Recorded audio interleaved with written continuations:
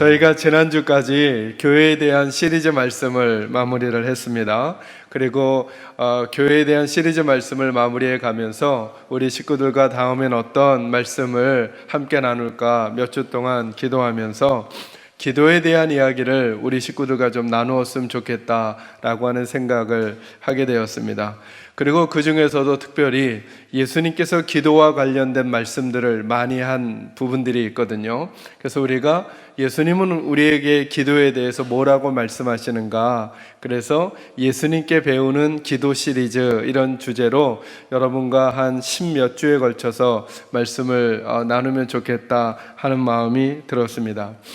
제가 그 탁구를 썩 잘 치지는 못하지만 제법 칩니다. 제법 친다는 건 웬만큼 오면 넘길 수 있는 실력이 됩니다.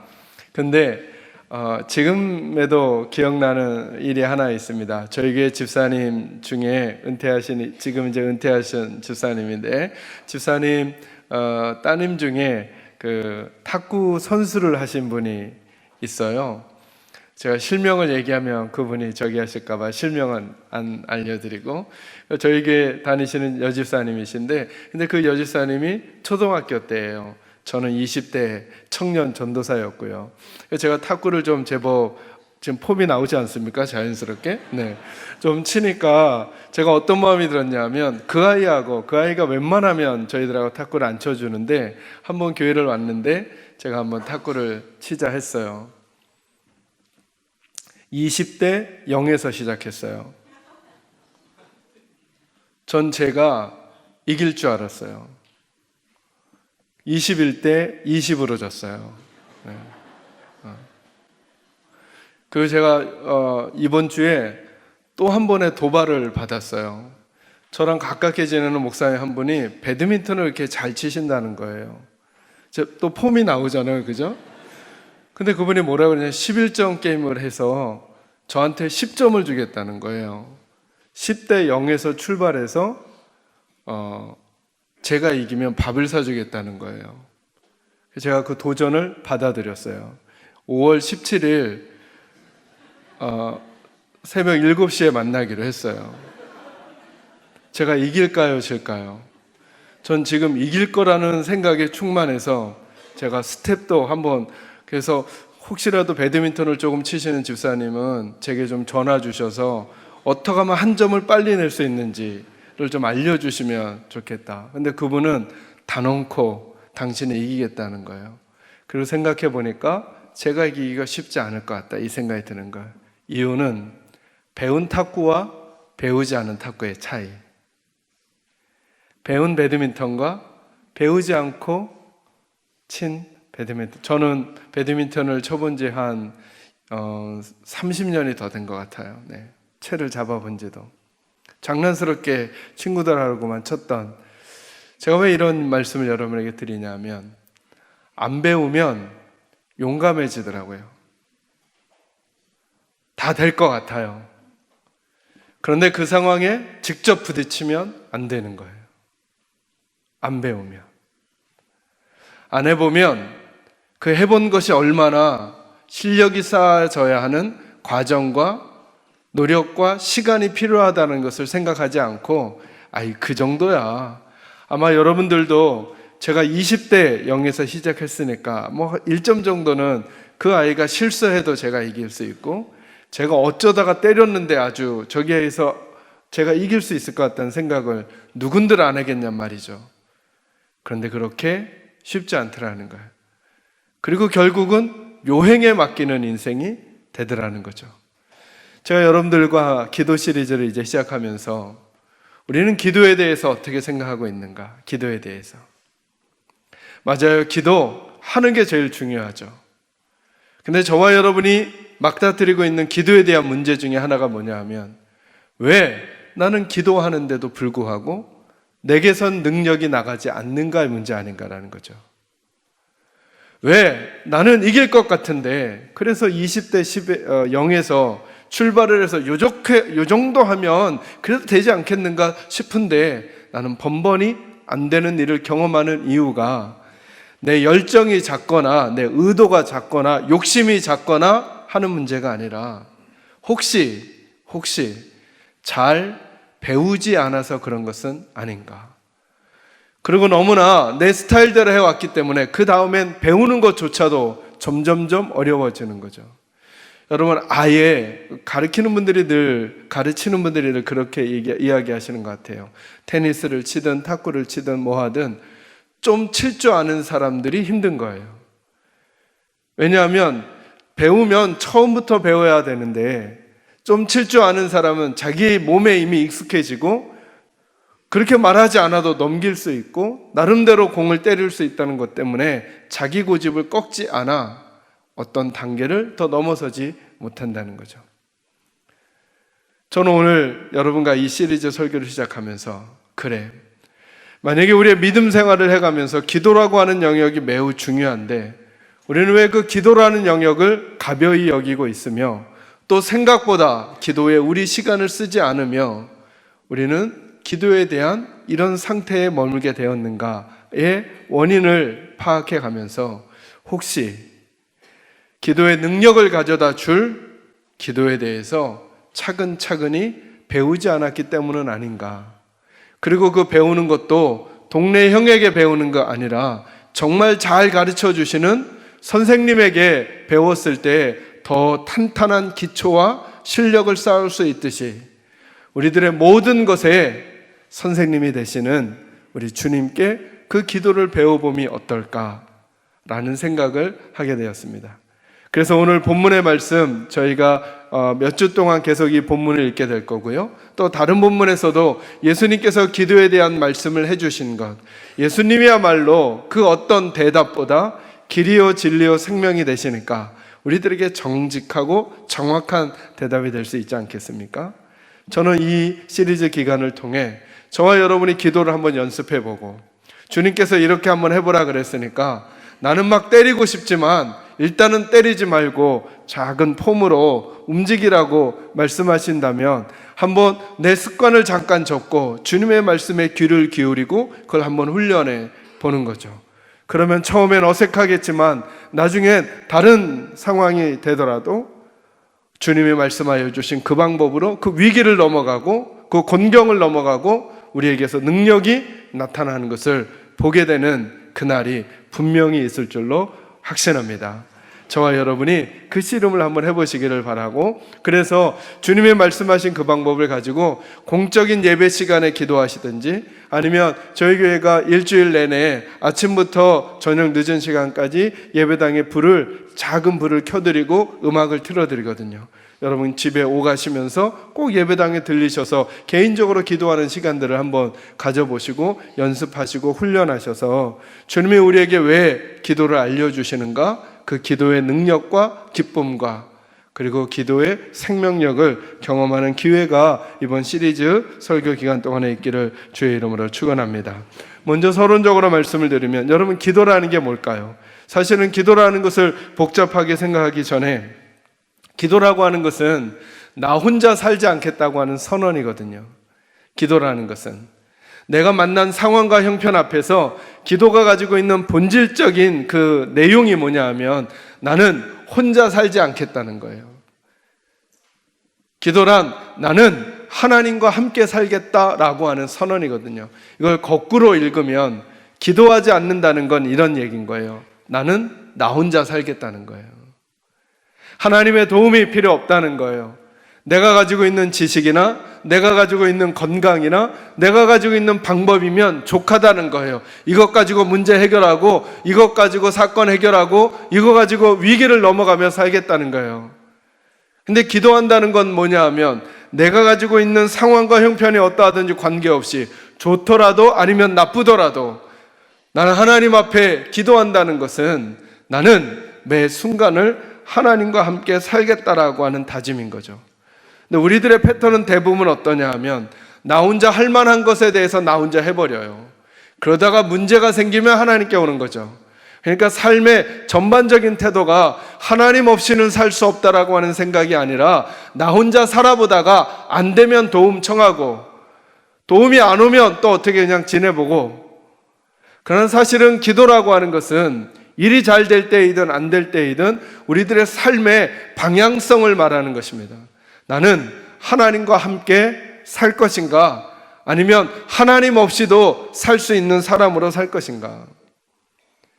후자의 삶을 선택하게 되면 의존하는 분이 하나님만이 아닌 거예요.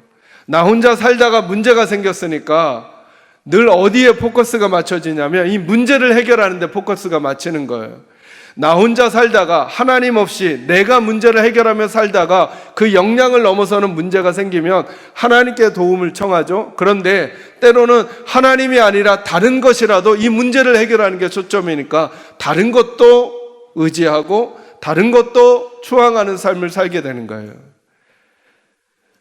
그래서 바른 기도 생활이 되지 않는 거죠. 기도의 본질적 의미는 우리 식구들은 꼭 기억해 놓으시기 바랍니다. 나 혼자 살지 않겠다라고 하는 선언이며 동시에 나는 하나님과 함께 살겠다는 다짐으로 저와 여러분에게 인식되기를 간절히 소망합니다. 그러니까 여러분, 하나님과 함께 살아가는 사람이니까 제가 늘 이런 표현 해드리잖아요. 예수의 사람들은 어떤 상황을 만나든 눈빛과 표정과 태도와 자세를 함부로 흔들려서는 안 된다는 거예요. 우리들이 이번 주에도 안 좋은 일을 만날 수 있었을 거예요. 근데 우리는 누구랑 함께 사는 사람들이에요? 하나님과 함께 살아요. 그러니까 절대 절망할 필요 없는 거죠. 왜요? 하나님과 함께 사니까. 그러니까 눈빛에 힘을 주는 거죠. 나 표정을 함부로 바꾸지 않는 거죠. 태도와 자세를 다시 바르게 하는 거죠. 왜요? 지금 상황이 어려운 상황을 만났지만 우리는 혼자 사는 사람이 아니라 누구랑 같이 살아요? 하나님과 같이 사니까요. 그 하나님께 기도하고, 그래, 하나님이 지금 이 일을 언제 어떻게 바꿔주실지 몰라요. 그걸 신뢰하니까. 그래서 기도에는 믿음이 없이는 기도할 수 없어요. 믿음이 없이는 기도할 수 없어요. 왜요? 하나님 믿어야 기도가 되는 거예요. 절대 절망하지 않을 힘을 어디서 갖는가? 하나님 믿는 믿음에서 갖는 거거든요.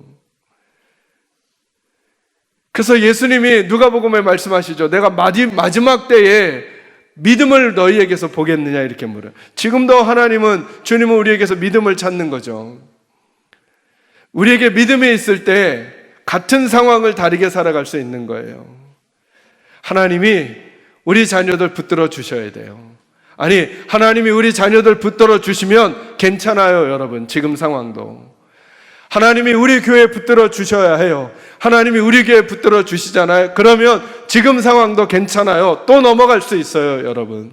넘어갈 수 있는데 왜 우리가 낙심하겠어요? 넘어갈 수 있는데 왜 우리가 좌절하겠어요? 넘어갈 수 있는데 왜 우리가 함부로 말하고 함부로 태도를 갖겠어요? 하나님의 백성의 눈빛과 태도와 자세 잃어버리지 말아야죠. 우린 누구와 함께 사니까요? 하나님과 함께 사니까 그것을 보이는 통로가 기도란 말이죠. 저는 여러분들 모두가 하나님과 함께 살아가기를 주의 이름으로 축원합니다. 세상이 뭐라고 말하든, 세상의 지식과 정보는 무엇이 현명한 인생이라고 말하든 저와 여러분은 우리의 길을 선택했어요. 하나님과 함께 살기로. 하나님과 함께 살기로 결정했다면 나의 좋은 일도 나의 나쁜 일도 그분의 손 안에 있음을 믿고 그분이 원하시는 믿음의 태도와 자세를 가져가는 거죠. 그리고 승리하더라도 하나님과 함께 승리하고 어려운 일을 당하더라도 주님과 함께 어려운 가운데 있는 거예요. 그러면 주님과 함께 있는 사자굴은 사자굴이 아닌 거예요. 하나님의 기적을 경험하게 되는 놀라운 축복의 장소가 되는 거죠. 주님과 함께 걸어가는 광야는 더 이상 광야가 아니에요. 그것은 주님이 먹이시는 만나와 메추라기와 반석에서 나는 물을 보는 기적의 자리가 되어갈 수 있는 것이죠. 그래서 묻는 거예요. 나는 어떤 상황이 있느냐가 아니라 나는 지금 하나님과 함께 있느냐. 그것을 하나님 앞에 기도로 표현하는 거예요. 기도의 본질은 여기 있어요. 저는 우리 식구들은 하나님과 함께 살기를 주의 이름으로 축원합니다. 그래서 그 기도를 배우려고 하는 거예요. 제가 준비한 말씀이었는데 우리 조지사님 기도하면서 얘기해 주셔가지고 더 감사했어요. 믿음은 무엇에서 난다고요? 들음에서 나요. 들음에서. 듣는다는 게 뭘까? 여러분, 들려지는 게 진짜 복이에요. 들려지는 게. 마음이 꽉 차신 분들 있잖아요. 그분들은 안 들려요. 안 들리고 자꾸 평가가 돼요. 맞는지 틀리는지 자꾸 평가가 돼요. 듣는다는 건 뭐냐면 아주 수동적인 태도예요. 나는 비어져 있고 내 속에 들어오는 걸 말하는 거예요. 이게 들려지는 거예요. 솔로몬이 하나님께 구한 1,000번제를 드린 다음에 하나님께서 솔로몬에게 솔로몬아 네가 구하고 싶은 걸 뭐든지 나한테 구해라 그랬을 때 솔로몬이 하나님께 뭘 구하죠? 뭘 달라 그래요? 지혜를 달라 그러죠. 그런데 이제 이번에 다시 번역한 성경에서는 다르게 표현해 줬어요. 그 원래 의미가 뭐냐면 듣는 마음이에요. 따라합니다. 지혜는 듣는 마음입니다. 다시 한번요. 지혜는 무슨 마음이라고요? 듣는 마음이라는 거예요. 지혜롭다는 게 무슨 뜻이냐면 듣는 마음이 있는 사람을 말하는 거예요. 누구에게요? 하나님에게요. 하나님에게서 들려져야 지혜가 생기는 거예요. 그러니까 우리 모두가 다 지혜로워질 수 있어요. 왜요? 이미 하나님이 말씀하셨거든요. 만약에 우리 귀로 못 듣잖아요? 상관없어요. 저희들의 눈과 저희들의 마음으로 인격으로 들으면 돼요. 뭐를요? 하나님의 말씀을요. 듣는다는 게 뭐예요? 내 속에 하나님의 말씀을 담아가는 거예요. 자, 기도는 기독교만 하는 게 아니죠. 불교도 하죠. 무속신앙도 하죠. 타종교도 하죠. 이슬람들은 하루에 5번씩이나 막 기도한대요. 자, 기도라고 하는 행위를 말하기 전에 이제 저와 여러분이 기도에 대한 우리 주님이 가르쳐 주시는 그것을 배우려고 하는 거예요. 배우면서 기도에 대한 본질이 뭔지를 조금 더 나누려고 하는 거예요. 오늘은 6장 5절 말씀만 가지고 여러분과 나누겠습니다. 6장 5절 같이 읽겠습니다. 시작. 또 너희는 기도할 때에 외식하는 자와 같이 하지 말라. 그들은 사람에게 보이려고 회당과 큰 거리 어귀에 서서 기도하기를 좋아하느니라. 내가 진실로 너희에게 이르노니 그들은 자기 상을 이미 아멘. 여기 오늘 6장 5절 말씀에는 크게 중요하게 3가지를 언급하고 있어요. 그 핵심 주제를 이렇게 잡았습니다. 한번 따라하겠습니다. 사람에게 기도하지 마십시오.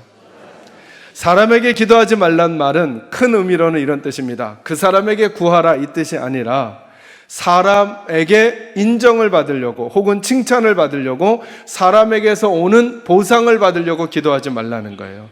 이건 우리들이 늘 넘어지는 일입니다. 이건 기도에만 국한되지 않습니다. 찬양도 마찬가지입니다. 찬양할 때 사람에게 찬양하지 마십시오. 똑같은 의미입니다. 봉사할 때도 마찬가지입니다. 사람에게 봉사하지 마십시오. 이 말은 그 사람을 위해서 한다는 개념이 아니라 그에게서 오는 사람이 보여주는 리액션과 반응 때문에 하는 행위를 하지 말라는 거예요. 그래서 오늘 설교 제목이 사람에게 기도하지 말라는 거예요. 오늘 5절 중반부에 보니까 첫 번째로 그들은 누구에게 보이려고요?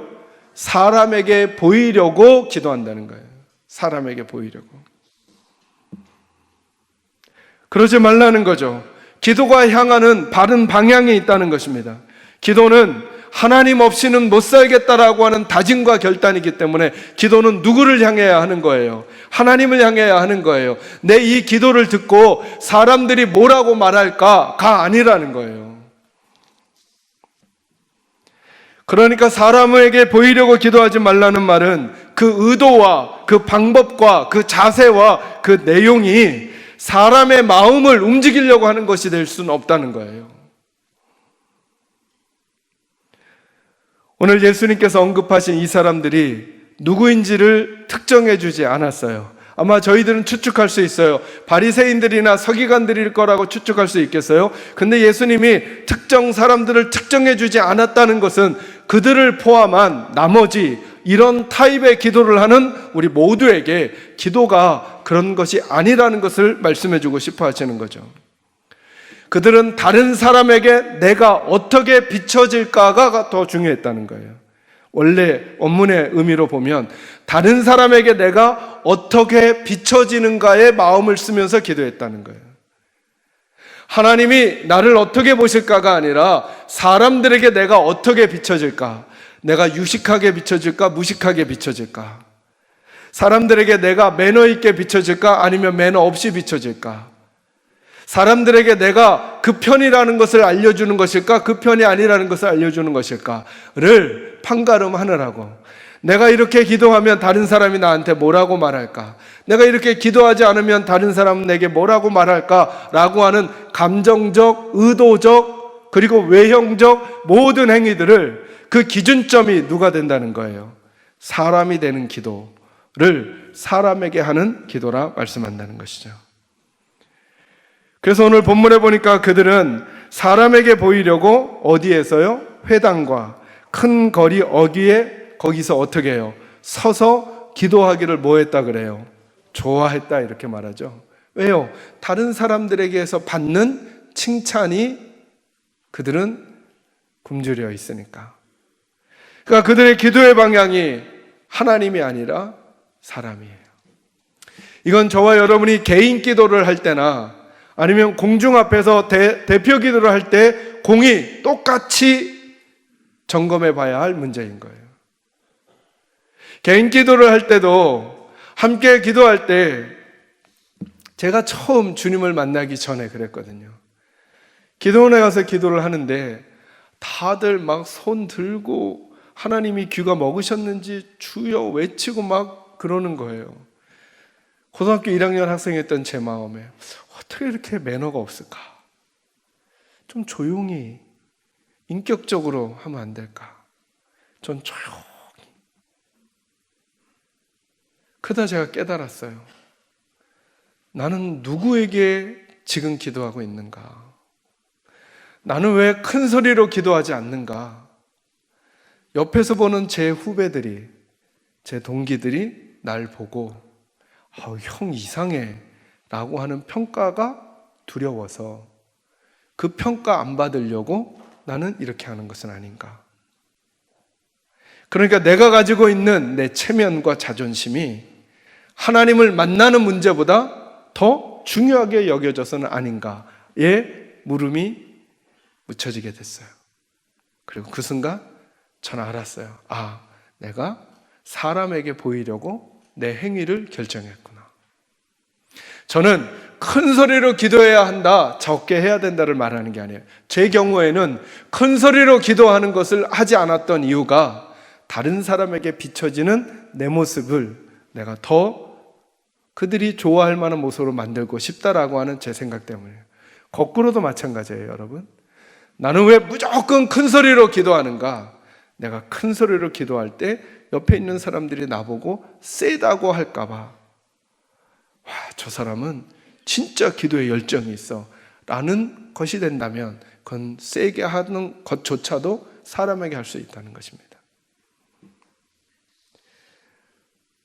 개인 기도 시간에, 공중의 대표 기도 시간에 마찬가지입니다. 어떤 방법, 어떤 태도를 해결시킬 필요는 없지만 저와 여러분이 한번 주님으로부터 한번 들어야 하겠다는 것입니다. 여러분은 왜 큰 소리로 기도하지 않으십니까? 여러분은 왜 주님 앞에 깊이 묵상하지 않으십니까? 혹시 우리들도 어떤 태도를 선택하든 그것이 하나님에게 보이려고 하는 것이 아니라 사람에게 보이는 내 모습을 사람들이 기준이 되어 나를 바꿔가는 것은 아닌가 점검할 필요 있다는 것입니다. 여러분은 왜 찬양할 때 손을 들지 않으십니까? 여러분은 왜 찬양할 때 무조건 손을 드십니까? 남에게 보이려고요? 아니면 안 드시는 이유는 남이 보니까? 그렇다면 저와 여러분은 이번 말씀 시리즈를 들으면서 저와 여러분 한번 의도적으로 우리를 하나님 앞에 무너뜨리는 시간을 좀 갖는 거죠. 나는 찬양만 하면 저절로 손이 올라가는 분은 손을 가슴에 대고 안 올리면서 내 마음을 하나님께 드리는 훈련. 아무리 목사님이 손 들고 찬양하자 그래도 올린 척만 하고 안 올렸다면 조금 높게 손을 들어 내 하나님 저 여기 있습니다. 저는 하나님을 사랑하는 사람입니다를 고백하는 훈련을 사람들 말고 많은 사람이 있든 많은 사람이 없든 아버지 하나님이 내 기도의 기준점, 아버지 하나님이 내 찬양의 판단의 기준점이 되시도록 하는 훈련을 하는 기회가 저와 여러분에게 있기를 주의 이름으로 축원합니다. 오늘 이 시간의 예배도 여러분은 하나님 앞에서 드리시기를 간절히 소망합니다. 두 번째 말씀은 이것입니다. 5절을 다시 한번 읽겠습니다. 읽습니다. 시작. 또 너희는 기도할 때에 외식하는 자와 같이 하지 말라. 아멘. 거기까지요. 어떤 자와 같이 하지 말라고요? 외식하는 자와 같이 기도하지 말래요. 외식한다는 게 뭘까요, 여러분? 이거를 영어 성경으로 번역하는 건 위선자를 말해요. 위선자처럼 기도하지 말래요. 위선자는 뭐죠? 겉과 속이 다른 사람. 하나님 앞에서는 그렇게 하지 말라는 거예요. 절대로 하나님 앞에서 겉과 속이 다른 사람으로 기도하지 말라는 거예요. 내가 거룩하지 않은 사람이라면 거룩하지 않은 모습으로 기도해야 해요. 이 말을 조금 더 선명하게 표현해 드리면 나를 나로 보여주면서 기도해야 한다는 거예요.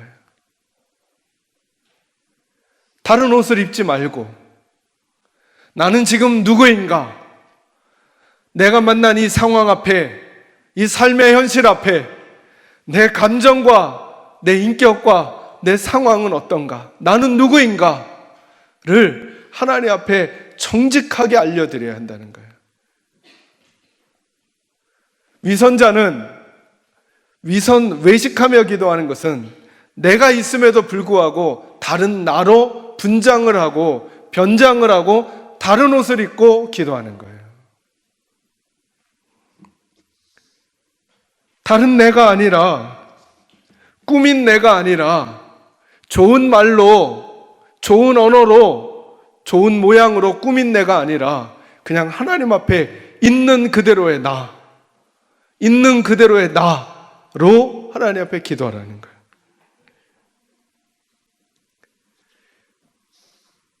그래서 거듭 말씀을 드리지만 기도는 믿음이 필요한 거예요. 내가 있는 그대로의 나를 하나님께 노출해도 되겠는가? 여러분, 사마리아 수가성 그 우물가 여인을 예수님이 만날 때 뭘 물어보셨다 그랬어요? 대화를 나누시다가 누구를 데려오라 그래요? 내 남편을 데려오라 그래요. 근데 이 여인이 뭐라고 대답하느냐 하면 예수님, 나는 남편이 없습니다. 그러니까 예수님 뭐라 그러냐? 네 말이 맞다. 네가 전에 남자가 5명 있었고 그리고 지금 있는 남자도 네 남편이 아니다. 이렇게 말하는 거예요. 그러니까 한마디로 말하면 이 여인은 뭐가 있는 여인이에요? 과거가 있는 여인이에요. 과거가 아주 복잡해요. 여러분 한번 잘 생각해 보세요. 여러분과 함께 교제하는 집사님 중에 이런 과거가 있는 분이 있어요. 그럼 이분과 대화를 나눌 때 절대로 언급하지 않을 주제가 뭘까요? 그 주제죠. 그 주제. 그분하고 계속 만나려면 그 주제는 언급하지 않는 거죠. 집사님, 옛날 남자 얘기 좀 해줘 봐봐. 아니, 2번째 남자 말고 3번째 남자. 이런 대화는 절대 안 하죠. 절대. 그 얘기를 하는 순간 관계가 어려워질 거니까. 근데 제가 너무나 친절하시고 너무나 매너 있으신 예수님이 왜 충분히 아실 만한데 그 문제 덮어주시고 그 문제 저기 하시고 이 여인을 대화 나눠주셔도 될 텐데 예수님은 밑도 끝도 없이 그 문제 건드시는 거예요. 왜일까? 예수님의 마음이 있는 거예요. 난 너를 너로 만나고 싶어. 너의 그 문제가 너를 너로 만드는데 가장 어렵고 힘든 문제야. 넌 그걸 계속 감추고 그런 일이 없는 것처럼 살려고 하지, 감추고 그런 일이 없는 것처럼 겉과 속이 다르게, 아픈데 아프지 않은 것처럼, 지쳤는데 지치지 않은 것처럼, 울고 싶은데 울지 않는 사람인 것처럼 하는 그 모습 말고, 그래, 다른 이들 앞에서는 그럴 수밖에 없다고 쳐도 기도란 하나님 앞에 우리를 보이는 것이라 하나님 앞에 있는 그대로의 나를 노출하는 시간이 되어야 한다는 거예요. 그래서 다윗이 그렇게 기도했다고 말씀드렸죠. 다윗은 자기의 원수에 대해서 어떻게 기도하냐면 하나님, 그 원수를 용서하시고 사랑해 주십시오. 이렇게 기도하지 않아요. 다윗은 하나님, 원수를 언제까지 그냥 내버려 두시겠습니까? 이 말을 우리 용어로 바꾸면 뭐라고요? 하나님, 다리를 분질러뜨려 주시거나 개를 데려가시거나 해결해 주셔야지 전 도무지 못 살겠습니다. 이게 다윗이 한 거예요. 하나님 앞에 자기 자신을 그대로 보여주는 거죠. 그때 토기장이이신 하나님이 다윗을 빚으시는 거죠. 네가 네 죄도 생각해 봐라. 네 연약함을 봐라. 넌 어떤 존재이니? 내 앞에 너는 어떤 모습이니? 그리고 그 하나님이 빚으신 다음에 그리고 나서 다른 사람을 볼 때 그때 용서가 나가고 그때 기다림이 나가고 그때 품어줌이 나갈 수 있다는 거예요. 우리는 하나님보다 더 거룩해질 수 없으며 우리는 하나님보다 더 온전할 수 없으며 우리는 하나님을 속일 수 없어요. 하나님 앞에 정직한 나를 드리는 거죠. 여러분의 요즘에 진짜 문제 무엇입니까? 왜 그 문제 가지고 아버지 하나님 앞에 말씀도 안 드리냔 말이죠. 한번 드려보는 것이죠. 목사님, 이 기도 제목은 너무나 유치해서요. 여러분은 아버지 하나님께 유치한 기도 제목은 없어요. 나중에 저희가 주기도문을 살피면서도 알겠지만 오늘날 너무나 세련된 기도가 하나님 앞에 구하는 기도가 아니라 하나님께 드리는 기도를 하라고 하지만 하나님은 그리하지 않아요. 주님은 저와 여러분이 하나님이 받으시고 싶으신 가장 유일하고 소중한 하나님이 기대하시는 선물이며 예배예요. 나머지는 하나님이 우리에게 공급하시는 거예요. 그러니 여러분, 우리 있는 그대로의 상황을 알려드리는 거죠. 내 아픔, 내 소원, 내 연약함, 내 한계, 내 결정, 내 상처, 내 과거까지 하나님께 드리고 그분이 나를 닦으시고 빚으실 수 있도록 하나님 앞에 나로 드리는 시간이 꼭 있기를 주의 이름으로 축원합니다. 하나만 더 말씀 나눕니다. 끝부분인데요. 내가 진실로, 거기부터 같이 읽을까요? 시작. 내가 진실로 너희에게 이르노니 그들은 자기 상을 이미 받았느니라. 아멘. 그들은 자기 상을 이미 뭐 했다 그래요? 어떤 사람들이요? 외식하면서 누구에게 보이려고 기도하는 사람들, 사람에게 보이려고 기도하는 사람들. 맞아요. 세 번째로 이렇게 정리해 드릴게요. 사람에게 기도하는 순간 이미 기도는 끝이 난 거예요. 무슨 말인가? 여러분, 우리가 기도했다는 건 뭐냐 하면 하나님의 응답을 기다리는 거잖아요. 그죠? 근데 우리가 사람에게 기도하는 그 순간 이미 기도는 거기서 끝이 나버렸어요. 다른 열매나 기다릴 거 없다는 거예요. 왜요? 그는 이미 자기 상을 받았으니까. 와, 저 사람 열심히 기도하네 라는 순간 이미 그 상은 끝났다는 거예요. 하나님께로부터 올 거 없다는 거예요. 기도 더 이상 아멘 하고 일어섰으면 아무것도 기대하지 말라는 거예요. 사람 앞에 기도한 사람은. 저 사람 내 마음에 똥 맞는 얘기를 해줬네. 그걸로 끝났다는 거예요. 하나님께로부터 올 건 없다는 거예요. 이게 그는 이미 자기 상을 받았느니라 이 뜻이에요.